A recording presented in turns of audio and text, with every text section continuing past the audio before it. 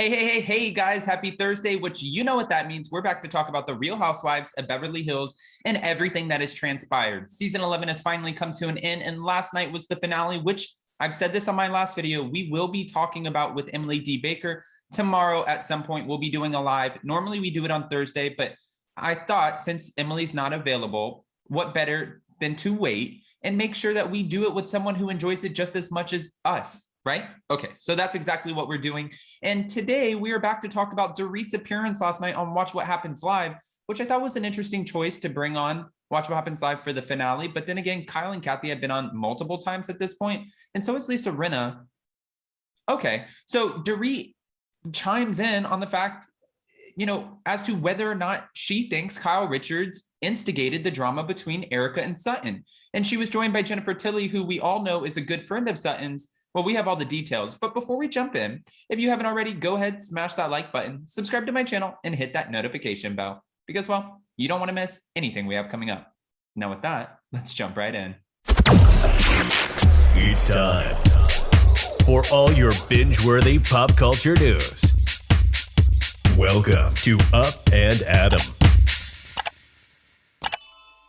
All right, guys, so it looks like Dorit was in the hot seat last night on Watch What Happens Live, and she showed up, showed out, came with the fashion, and she was ready to do the damn thing. But of course, Andy Cohen is not going to let her off the hook that easy, and he's going to take the questions from the fans that will trigger some emotions for sure. And that's exactly what he did. When she came on, Andy Cohen had a fan question that asked, why doesn't anyone call out Kyle for instigating the fights between Erica and Sutton? Now, we've talked about this multiple times. We feel like across the table multiple times at Kathy's house, at Chinese New Year, we feel like Kyle has instigated some of these back and forths between Erica and Sutton. She wants Sutton to be held accountable, but Kyle has the same red flags and questions, but yet it's all falling on Sutton's shoulders, which I don't necessarily understand unless it's just Kyle trying to keep her name clean. And then, okay, I get it a little bit, but then that's not fair because Sutton's the only one getting shit for all of this. So that's where I stand. But Dorit answered the question. Dorit said, I don't think Kyle instigates fights. I think Kyle is trying to hold people accountable. However, of course, since she was joined by Jennifer Tilly, who, like I said, is one of Sutton's best friends, also went to the Oscars party that Lisa Rinna and Harry Hamlin were at, and Sutton paid for the table. Okay, just to be fair, even though I'm still waiting on receipts for that, Jennifer Tilly had a very different answer. She said, I think Kyle instigates fights. Yes, she does. She's like, let's get interesting here. She loves Sutton and she loves Erica, but she just wants to mix it up a little bit. But 100%, she's an instigator. Okay, guys, that is, if I've ever heard shots fired, that's shots fired. I don't know how Kyle Richards is going to respond to Jennifer Tilly. And I don't even, honestly, I feel like she's one of the type of housewives that like no response is better than a response unless she's dealing with LVP, then she'll respond because usually it's LVP saying that Kyle did something. Whereas like this is all speculation, but I'm curious. And I'm living for the fact that Jennifer Tilly not only showed up with a bedazzled Bride of Chucky like ensemble, and she was kind of quirky for sure. I had a lot of messages about that, but the fact that she's saying whatever the hell she wants, I'm here for it. Throughout the season 11, Kyle has been known to create a lot of back and forth tension and drama between Erica and Sutton, but claiming she just wants Sutton to be honest about everything that she's saying.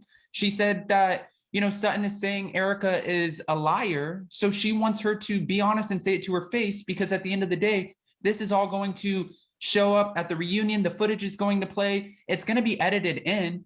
And Kyle, from her standpoint, is like, you want to address this and be in front of this before it gets way ahead of you, and then you're like, oh, it looks like I was talking behind Erica's back. I get that, but the way she's doing it and the way that we see a scene in the finale where she tells Erica again that after they've made up in Del Mar, Sutton is still continuing to call her a liar. How do you think Erica is going to react, especially because, well, she's been reacting cold this whole season. She has the weight of the world falling down on her right now. Her soon-to-be ex-husband is being, investigated for embezzlement, widows, orphans, victims. Their divorce is being called a sham. She has everyone going in on her right now. She's making every headline. She's like the talk of the town. So if Kyle brings this information, Sutton is still maintaining that I think, or she thinks that you're a liar. how do you think she is going to respond to that? This is kind of common sense. I feel like this, I'm with Jennifer Tilly here. I feel like this is a little bit, she's being a little bit of an instigator. Kyle did jokingly say on Twitter, I'm coming for you, Jennifer Tilly. Haha, wink face, kissy face. That was her subtle response, but I'm sure she did not enjoy the comments that were being said.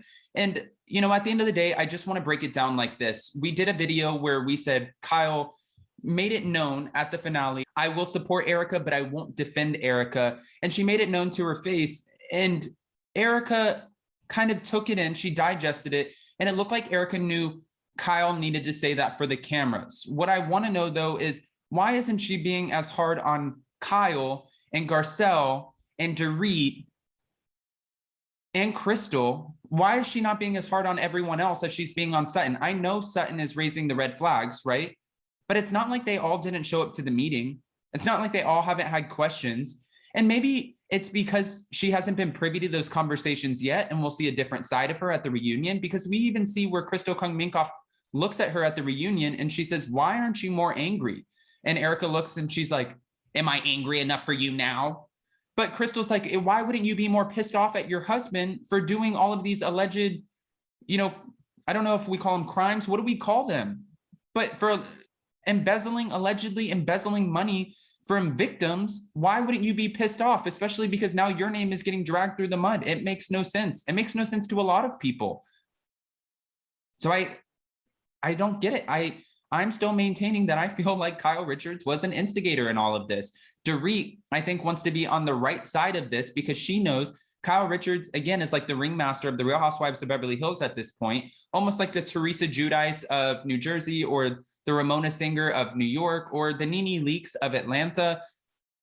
If you cross her, it might not be good for you. So I feel like Dorit is trying to maintain a good relationship. And we also have to remember too, PK and Maurizio are starting their own show in the UK. It's going to be some sort of collaboration of building the agency and a real estate show, but they're both going to be producers on it. And I'm sure they'll be featured in it. And that's why they go on double dates. So I feel like Dorit knows whatever she says on the show, she needs to be very careful because she still needs to maintain this business working relationship between the husbands outside of Watch What Happens Live, which I don't actually love because then I feel like she's holding back instead of giving us an honest answer, which is kind of shitty because Sutton has nothing to lose here. She doesn't have a business working relationship with anyone, and she's giving us honest answers. At the end of the day, if anything, Kyle could have just kicked her out of her Bel Air home, but Sutton would have been fine.